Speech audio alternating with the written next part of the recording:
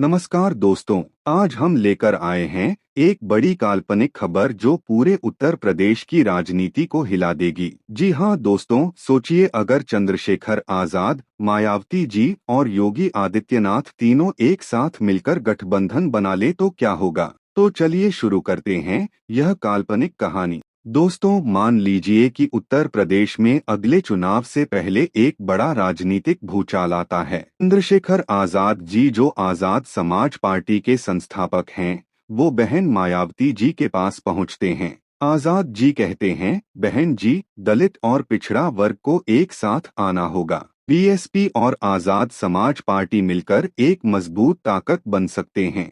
मायावती जी सोच में पड़ जाती हैं। उन्हें याद आता है कि कैसे उन्होंने पहले भी अलग अलग पार्टियों के साथ गठबंधन किया था। वो कहती हैं, आजाद जी, बहुजन समाज की भलाई के लिए हम हर कदम उठा सकते हैं।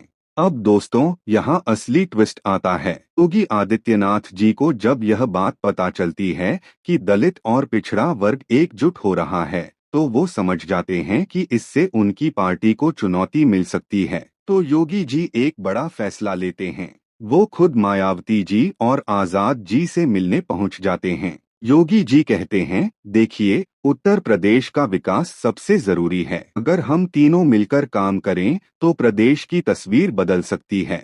दलित, पिछड़ा और सवर्ण सबको साथ लेकर चलना होगा। यह सुनकर आजाद जी हैरान रह जाते हैं। वो कहते हैं, योगी जी, यह कैसे संभव है? आप भाजपा में हैं और हम विपक्ष में। योगी जी मुस्कुराते हुए कहते हैं, राजनीति में कुछ भी असंभव नहीं है। अगर प्रदेश की जनता का भला हो तो हम पार्टी से ऊपर उठकर सोच सकते हैं। मायावती जी, जो अब तक चुप थीं, बोलती हैं, योगी जी, आपकी बात में दम है, लेकिन इसके लिए हमें एक साझा एजेंडा बनाना होगा जहां दलित, पिछड़ा और सवर्ण सबका फायदा हो। अब तीनों नेता एक टेबल पर बैठते हैं और अपना एजेंडा तैयार करते हैं। पहला मुद्दा, रोजगार। आजाद जी कहते हैं कि युवाओं को नौकरी देना सबसे जरूरी है। हर जिले में इंडस्ट्री लगानी होगी। दूसरा मुद्दा, शिक्षा। मायावती जी कहती हैं कि हर गांव में अच्छे स्कूल खोलने होंगे। दलित और पिछड़े बच्चों को मुफ्त शिक्षा देनी होगी। तीसरा मुद्दा, कानून व्यवस्था। योगी जी कहते हैं कि उत्तर प्रदेश में सुरक्षा सबसे पहली प्राथमिकता होनी चाहिए। महिलाओं और बच्चों की सुरक्षा पर खास ध्यान देना होगा। चौथा मुद्दा, किसानों की समस्या। तीनों नेता मानते हैं कि किसानों को उनकी फसल का सही दाम मिलना चाहिए। सिंचाई की व्यवस्था और अच्छी होनी चाहिए। अब दोस्तों, मान लीजिए यह गठबंधन बन जाता है। इसका नाम रखा जाता है उत्तर प्रदेश विकास महागठबंधन। चंद्रशेखर आजाद जी युवाओं और पिछड़े वर्ग की जिम्मेदारी लेते हैं। मायावती जी दलित समाज और महिला सशक्तिकरण का कार्यभार संभालती हैं। योगी जी कानून व्यवस्था और प्रशासन को देखते हैं। यह खबर जब मीडिया में आती है तो पूरे देश में हड़कंप मच जाता है। लोग कहते हैं, यह कैसे संभव है? तीनों अलग अलग विचारधारा के नेता एक साथ। लेकिन दोस्तों, इस काल्पनिक कहानी में तीनों नेता एक बयान जारी करते हैं।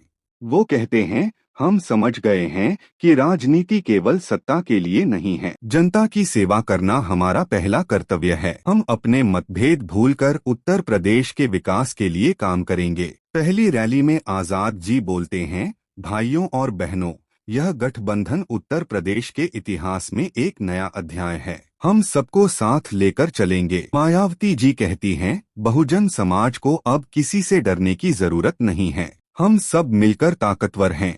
यह गठबंधन सामाजिक न्याय और विकास दोनों लाएगा। योगी जी कहते हैं, उत्तर प्रदेश देश का सबसे बड़ा राज्य है। हमारी जिम्मेदारी भी बड़ी है। हम मंदिर भी बनाएंगे और मस्जिद भी, स्कूल भी खोलेंगे और अस्पताल भी।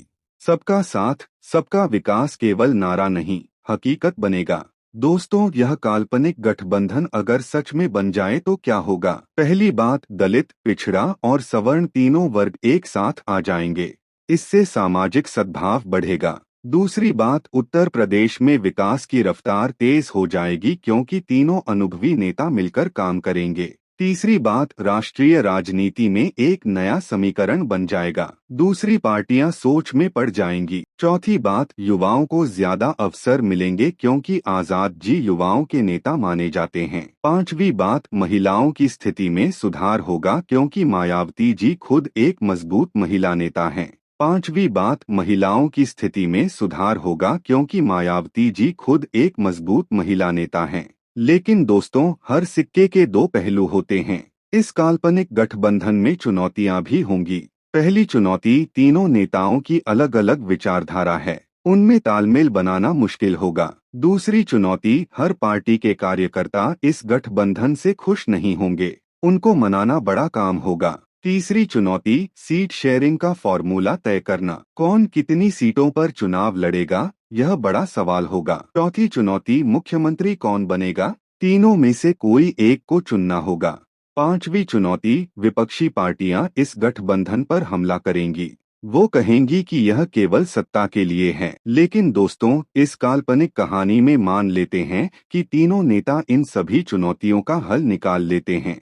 वो तय करते हैं कि मुख्यमंत्री 3 साल के लिए बारी बारी से बनेंगे। पहले 2 साल योगी जी, फिर 2 साल मायावती जी और आखिरी में आजाद जी। सीटों का बंटवारा जनसंख्या और पार्टी की ताकत के हिसाब से होगा। सभी फैसले तीनों नेता मिलकर लेंगे, कोई एक अकेला फैसला नहीं ले सकता। चुनाव प्रचार में तीनों नेता साथ साथ रैलियां करेंगे। दोस्तों, अब सोचिए, अगर यह महागठबंधन चुनाव जीत जाता है, उत्तर प्रदेश में एक नई सरकार बनती है जहां दलित, पिछड़ा और सवर्ण सभी का प्रतिनिधित्व है।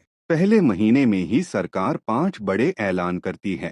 पहला, हर जिले में एक इंडस्ट्रियल हब बनेगा जहां युवाओं को रोजगार मिलेगा। दूसरा, दलित और पिछड़े बच्चों के लिए मुफ्त कोचिंग की व्यवस्था होगी। तीसरा, किसानों के कर्ज माफ होंगे और उन्हें बेहतर सुविधाएं मिलेंगी। चौथा, महिलाओं की सुरक्षा के लिए हर थाने में महिला हेल्प डेस्क बनेगी। पांचवा, गरीबों के लिए मुफ्त इलाज और दवाई की व्यवस्था होगी। लोग खुश हो जाते हैं, वो कहते हैं, देखो, जब नेता मिलकर काम करते हैं तो कितना फर्क पड़ता है। दोस्तों, यह एक काल्पनिक कहानी है, लेकिन इससे हमें एक सीख मिलती है। अगर नेता अपने मतभेद भूलकर जनता के लिए काम करें तो कुछ भी संभव है।